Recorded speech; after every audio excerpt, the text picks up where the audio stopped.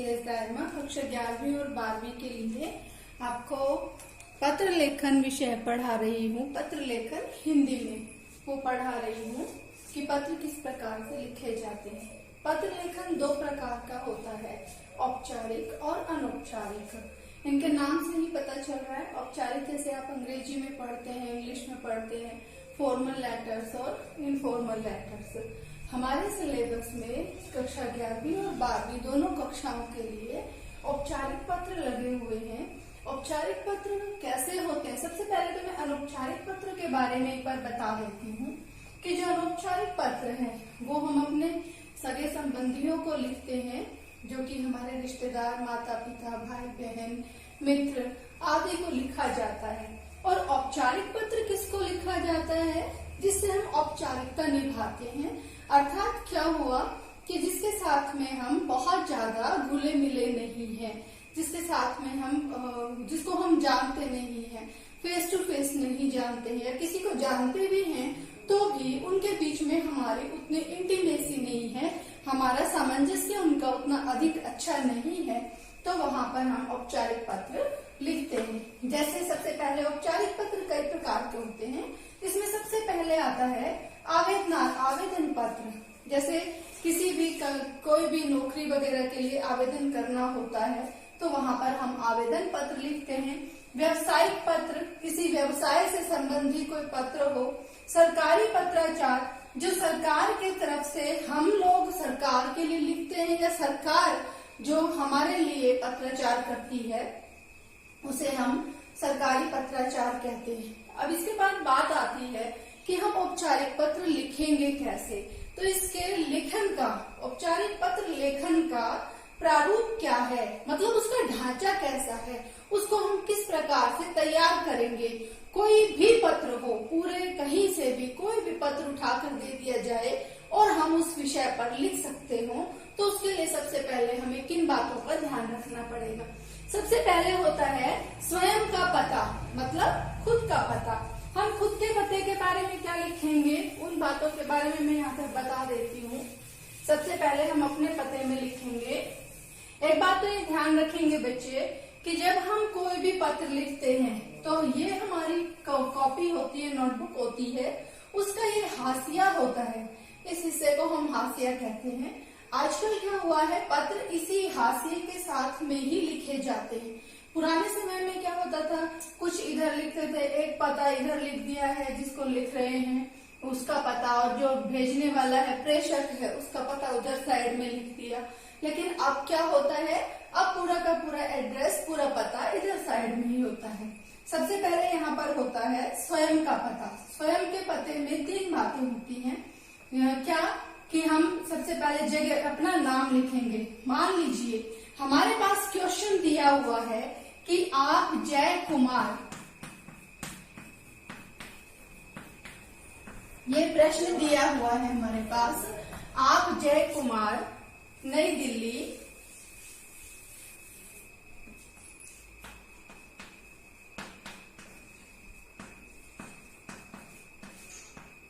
दरियागंज के निवासी हैं।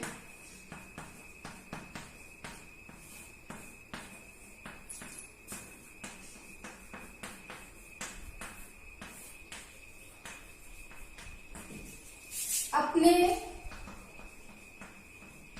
गांव या अपने जो क्षेत्र है, अपने क्षेत्र में होने वाली चोरियों के विषय में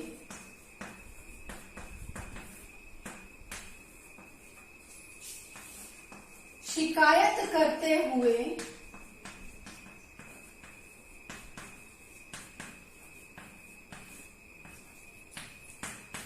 पुलिस अधीक्षक को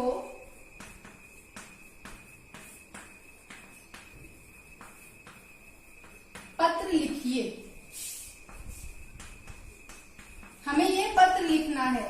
एक तो हमें इस प्रकार से प्रश्न आ सकता है। दूसरा प्रश्न कैसे हो सकता है कि यहाँ पर आप जय कुमार नई दिल्ली दरियागंज, इतना हिस्सा नहीं हो सकता। इसकी जगह पर हमारे पास प्रश्न हो सकता है कि अपने क्षेत्र में होने वाली चोरियों के विषय में शिकायत करते हुए अधीक्षक को पत्र लिखिए। दोनों ही तरीके से हमारे पास पत्र हो सकता है। पहले मैं ये तरीका बताती हूँ जिसमें हमें एड्रेस दिया हुआ है। तो यहाँ पर दिया हुआ है आप जय कुमार, हमें कुछ बाहर से नहीं लगाना है। इसमें सबसे पहले लिखना है जय कुमार कहाँ का रहने वाला है, दरियागंज, नई दिल्ली। ये हमारा पता हो गया। इसके बाद हम एक लाइन यहाँ पर छोड़ेंगे, उसके बाद यहाँ लिखेंगे दिनांक। दिनांक के बाद फिर एक लाइन छोड़कर लिखेंगे विषय, अपना जिसको हम भेज रहे हैं उसका पता लिखेंगे। और हम किसको भेज रहे हैं, पुलिस अधीक्षक। ये पुलिस अधीक्षक कहाँ का होगा, ये दरियागंज नई दिल्ली का होगा। तो इसके बारे में हम लिखेंगे जिसको हम भेज रहे हैं। तो जब हम किसी को जिसको हम पत्र भेजते हैं उसके सबसे पहले पोस्ट लिखते हैं कि वो किस पद पर आसीन है। तो सेवा में किस पद पर आसीन है, पुलिस अधीक्षक,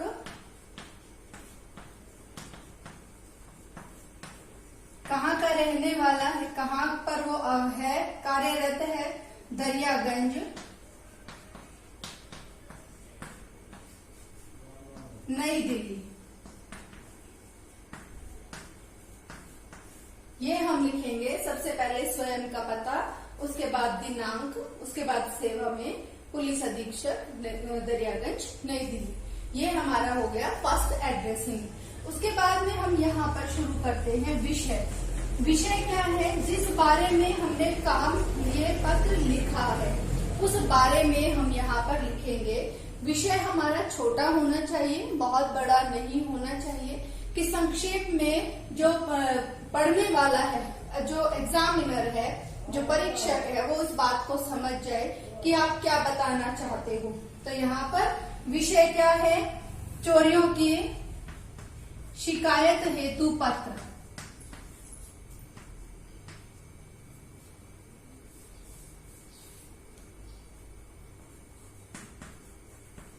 चोरियों की शिकायत हेतु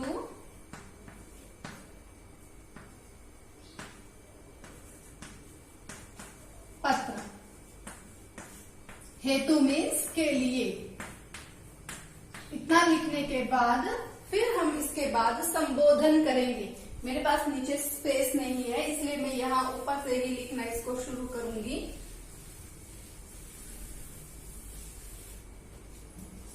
संबोधन के लिए हम सबसे पहले लिखेंगे, संबोधन में मान्यवर या महोदय।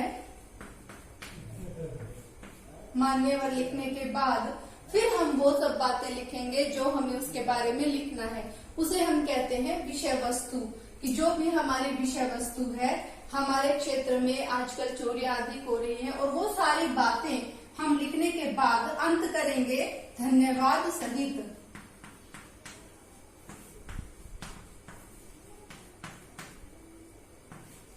और प्रार्थी यानी कि प्रार्थना करने वाला, या लिखेंगे भवदीय, या फिर लिखेंगे हम प्रेषक अर्थात भेजने वाला।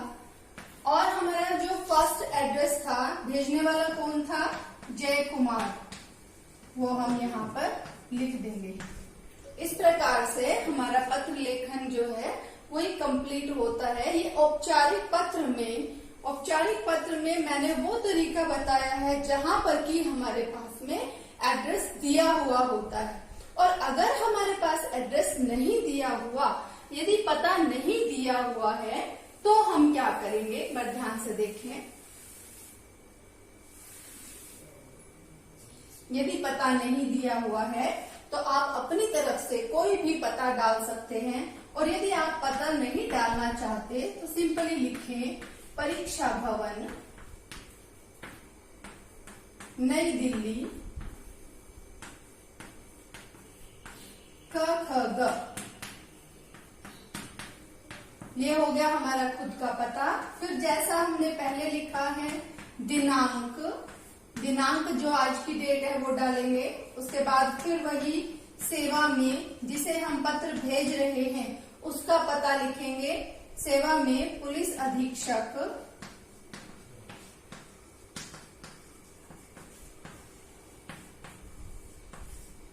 दरियागंज,